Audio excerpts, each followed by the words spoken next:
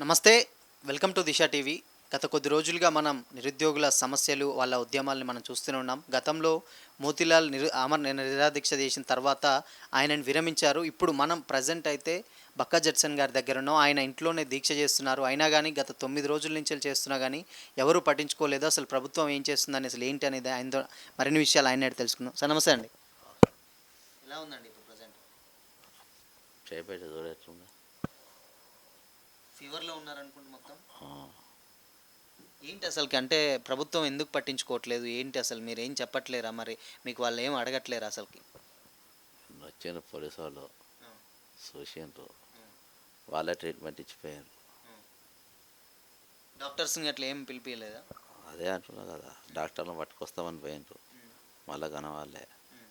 మీరు మీడియా వచ్చినాక మళ్ళీ మెల్ల పోలీసు వాళ్ళు వస్తుంటారు. హ్మ్. అదే కదా, హ్మ్. ఏడ లేకుంటే దీక్షలు ఉన్నాం కాబట్టి నీళ్ళు తాగద్దు, అన్నం తిన్నది కాబట్టి హ్మ్. ఇక హోమియోపతి మందులు తెచ్చుకొని అవసరం లేదు కాబట్టి కొరియర్లో తెప్పించుకొని మందులు వాడుతున్నా. ఇటుకైతే అవసరం లేదు, ఇప్పుడే స్టార్ట్ చేసిన. ఓకే. సో, అసలు ఏంటి అంటే నార్మల్‌గా దీక్ష విరమించిన తర్వాత అక్కడ మోతిలాల్ తర్వాత మిమ్మల్ని అరెస్ట్ చేయడం జరిగింది. అరెస్ట్ చేసిన తర్వాత మళ్ళా మీరు బయట చేయకుండా ఇంటి నిర్బంధం గూడా చేశారు. కింద గూడా పోలీసులున్నారు. అసలు ఏం జరుగుతుందనుకోవచ్చు? ఇగో బ్రదరు, ఒకటి ప్రభుత్వానికి ఉద్యమకారులన్నా ఉద్యమాలన్నా నమ్మకం లేదు, విశ్వాసం లేదు. ఈరోజు ఈరోజు మా ఫస్ట్ డిమాండ్ నిరుద్యోగుల ఫస్ట్ డిమాండ్ ఏంటప్ప పైన చదువు. గ్రూప్ 1 ప్రిలిమ్స్ ఫలితాలు 1:100 ఇవ్వాలి అని చెప్పేసి అన్నారు. విన్నారు కదా మరి. గ్రూప్ వన్ సంబంధించి గ్రూప్ వన్ సంబంధించి సరే చాలా సంవత్సరాల తర్వాత ఈ రాష్ట్రం వచ్చిన తర్వాత మొదటిసారి వాళ్ళకి నోటిఫికేషన్ ఇచ్చారు అధ్యక్ష. 1:50 వాళ్ళ ఎలిజిబిలిటీ ఇచ్చారట. 1:50 కాకుండా 1:100 ఇస్తే కొంత ఎక్కువ మంది చాలా సంవత్సరాల నుంచి ప్రిపేర్ అవుతున్నారు కాబట్టి అవకాశాలు బాగుంటాయి కాబట్టి దయచేసి 1:100 ఇవ్వాల్సిందిగా నేను మీ ద్వారా రాష్ట్ర ప్రభుత్వాన్ని ఆలోచన చేసి అవకాశం ఇవ్వాల్సిందిగా కోరుతా ఇప్పుడు ఉన్నాను. ఈయన ఏంది ఇప్పుడు ఈయన 1:100 ఇస్తామని చెప్పేసి అన్నారు డిప్యూటీ సీఎం. Deputy CM. మరి గాడిదలాగా వస్తుందా? గాడిదలాగా వస్తుందా? మాట ఎవడిచ్చిండా? ఇవాళ అవి అవి గుర్తు చేస్తే పోలీసు వాళ్ళతో కొట్టిపిస్తారు, లాఠీచార్జ్ చేపిస్తారు.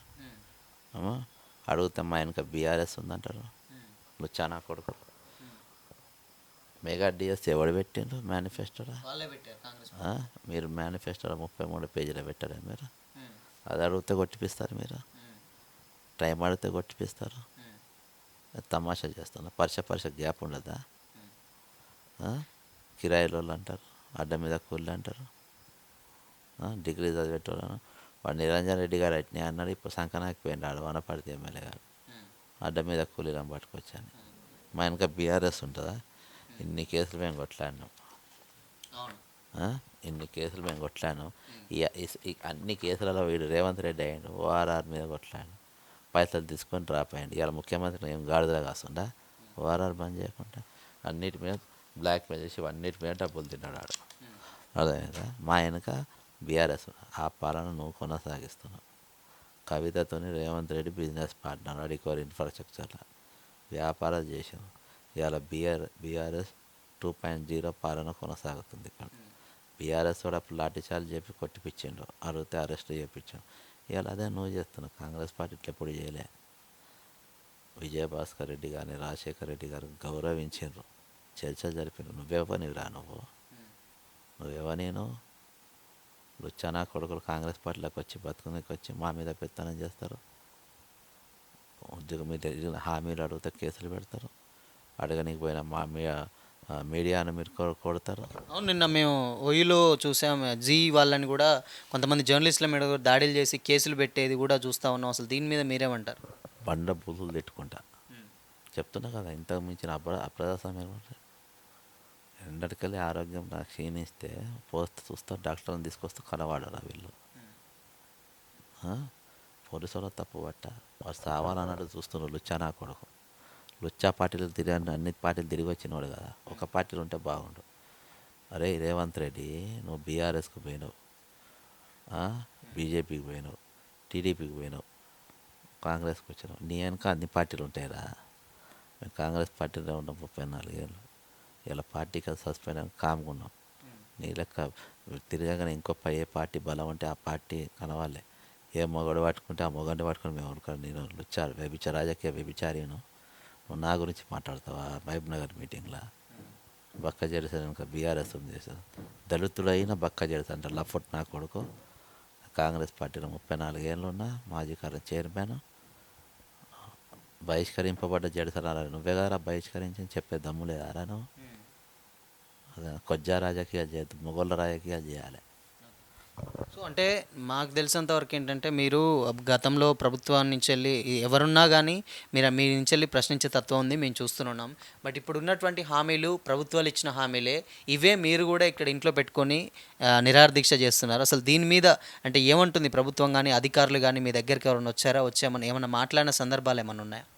ఎందుకు వస్తారా ఇప్పుడు లుచ్చా గవర్నమెంట్ కాదు, కాంగ్రెస్ గవర్నమెంట్ కాదు ఇది. లుచ్చాగాన్ల గవర్నమెంట్ ఇప్పుడు నడిచేది. అలా ఒక డిప్యూటీ సీఎం గాడు అయిండు వాడు. నేను మాట ఇచ్చిన ఇది చేద్దామని అనాలి కదా వాడు. ఫైనాన్స్ మినిస్టర్ బిల్లులు పాస్ చేసి కమిషన్ దొబ్బని కారా మీకు పదవులు ఇచ్చింది లుచ్చానా కొడుకులంతా. కాబట్టి రేపు ఉద్యమం వేరే తిరుగుంటుంది, మామూలుగా ఏముంటుంది. 5 డిమాండ్లు నెరవేర్చలేదనుకో నెక్స్ట్ సింగిల్ డిమాండ్ పైన ఉంటుంది. నిన్ననే మార్చిన బ్యానర్ ఏంటి, రేవంత్ రెడ్డి దిగిపో. సింగిల్ ఎజెండా మీద 6 నెలల వాడిని ప్యాక్ చేసి కొడంగల్ పంపుడేవాడిని. వాడు కనవాడాడు. సార్ అంటే ఏంటంటే గతంలో ఇప్పుడు మీరు చూసుకున్నట్లయితే ఇప్పుడు ఏంటంటే మీరు నిరుద్యోగుల నుంచి ఎప్పటి నుంచో మీరు వాళ్ళ తరపున పోరాడుతున్నారు, మిమ్మల్ని అరెస్ట్ కూడా చేశారు. బట్ ఇన్ కేస్ ఇది ఇలానే కంటిన్యూ అయితే మీ ఉద్యమం ఎలా ఉండబోతుంది అనుకోవచ్చు? అంటే విద్యార్థులు కానీ మీ దగ్గరికి రావాలన్నా కానీ పోలీసు వాళ్ళు కానీ ఆపేస్తున్నారని చెప్పేసి మాకు కూడా ఇన్ఫర్మేషన్ వచ్చింది. అసలు దీని మీద ఏమంటారు? పోలీసు వాళ్ళు ఆపినా, మీడియా వాళ్ళని ఆపినా నేను కలవాలనుకునే కలుస్తున్నా. నా ఇంటికాడ పోలీసు వాళ్ళకి ఆపే శక్తి లేదు. నా దగ్గరికి డిఎస్సి వాళ్ళు వచ్చిండ్రు, గ్రూప్ 1, 2, 3 వాళ్ళు ఎవ్వరు వచ్చినా కానీ ఇవాళ దాకా ఎవరు నా పని ఇవ్వలే. ఏదో తిరిగా పైకి తెచ్చుకున్నా, కాకుండా నేనే పోయి బెదిరించి పైకి తెచ్చుకున్నా. నా ఇంటికాడ ఆపే వరకు జనానికి తెలవాలి, పబ్లిక్ తెలవాలి నేను ఇంట్లో ఏం చేస్తున్నా అని. తెలియకుంటే అది దొంగ దీక్ష అవుతుంది. తెలవాలంటే మీడియా ఉన్న దగ్గరికి రావాలి. చేత కాకుండా మీకు వాయిస్ ఇస్తున్నా, నా శరీరం వణుకుతుంది మీరు చూసిండ్రు. అయినా ఇచ్చినానంటే కేవలం ఒక కమిట్మెంట్. నా ఇల్లు ఇది కేసీఆర్ కట్టించింది కాదు, రేవంత్ రెడ్డి గారు కట్టించింది కాదు. నా ఇంటి మీద నాకు హక్కు ఉంటుంది, ఇది నా అపార్ట్మెంట్ కాబట్టి ఎవరైనా రావచ్చు. ఇంకోటి ఏంటంటే ఇప్పుడు మీరు అనుకున్నటువంటి ఈ 5 డిమాండ్లో దరిదాపులో 5 డిమాండ్లు ఉన్నాయి. సో అవి ఇన్ కేస్ ఒకవేళ వాళ్ళు ఇలానే డిలే చేస్తున్నారు, ఈవెన్ మొన్న కూడా జాబ్ క్యాలెండర్ మేము ఆల్రెడీ కన్ఫర్మ్ చేసామని చెప్పేసి ఒక మాట ఇచ్చినట్టు ఇచ్చి మళ్ళీ కూడా దాని వెనక్కి తీసుకున్నారు. అయినా కానీ వీళ్ళ సమస్యలు అయితే సాల్వ్ కావట్లేదు. దీని మీద ఇన్ కేస్ ఫ్యూచర్లో అంటే ఏంటంటే ముందులో ఇంకా పెద్ద మొత్తాన్ని ఏం చేయదలుచుకుంటే మీ ఉద్యమం ఎలా ఉండబోతుంది? ఇవాళ ఫైనాన్స్లో ఉన్న పైసలు మొత్తం కాంట్రాక్టర్లకు వాళ్ళకి వీళ్ళకి కమిషన్లు దొబ్బే పని మీద ఉన్నారు. గురుకులంలకు, టీచర్లకు, సాంఘిక సంక్షేమ టీచర్లకు, బడి పంతులకు నిన్న 10వ తారీఖు నిన్నటి వరకు కూడా వాళ్ళ జీతాలు రాలే. అదేందా రేపు వీళ్ళకి వస్తే వీళ్ళ జీతాలు ఇవ్వాల్సి వస్తుంది, మాకు తిననీకే ఉండదు. దొంగలు కదా వీళ్ళు, కాబట్టి ఉండేయని కేవలం వాళ్ళ కోసం నౌకరు ఇస్తారు. మీ అంటే ఏంటంటే ఇప్పుడు మీరు అన్నట్టే ఇన్ కేసు ఒకవేళ వీళ్ళు ప్రభుత్వం ఇలా స్పందించట్లేదు, మరి మీ ఆరోగ్యం మాత్రం క్షీణించిపోతుంది. ఏంటి అసలు మీకు నిరాహార దీక్ష చేస్తున్నారు, మీకు ఆరోగ్యం బాగుండట్లేదు, ఇలా ఓన్లీ మీరు ఇంత పట్టుబట్టి చేస్తున్నారు. ఇన్ కేస్ ఏమన్నా హెల్త్ ఇష్యూస్ వస్తే ఏంటి పరిస్థితి? అనుకొని జరగాలని ఏమన్నా జరిగితే? ఆల్రెడీ వచ్చినాయి, మందులు వాడుతున్నాం. ఇలా చాలామంది డిఎస్సి వాళ్ళు కానీ వాళ్ళు కానీ చాలామంది ఆత్మహత్య చేసుకునే పరిస్థితులలో ఉన్నారు. కాబట్టి అలా మేము ఒక్కరి మీద మనోధైర్యం ఇవ్వగలుగుతామని నమ్ముతున్నారు. కాబట్టి ఆ నమ్మకాన్ని కూడా నిలబెట్టుకోవాల్సిన బాధ్యత మా పైన ఉన్నది. ఖచ్చితంగా మేము నిలబడతాం. అది మాకు ఏమైనా జరిగితే నాకు జరిగినాకనే వాళ్ళకి జరగాలి. అప్పటిదాకా మనం విరమించుకునేది లేదు. ఇలా సాయంత్రం నిరుద్యోగుల అంతా కలుద్దాం అనుకుంటారు.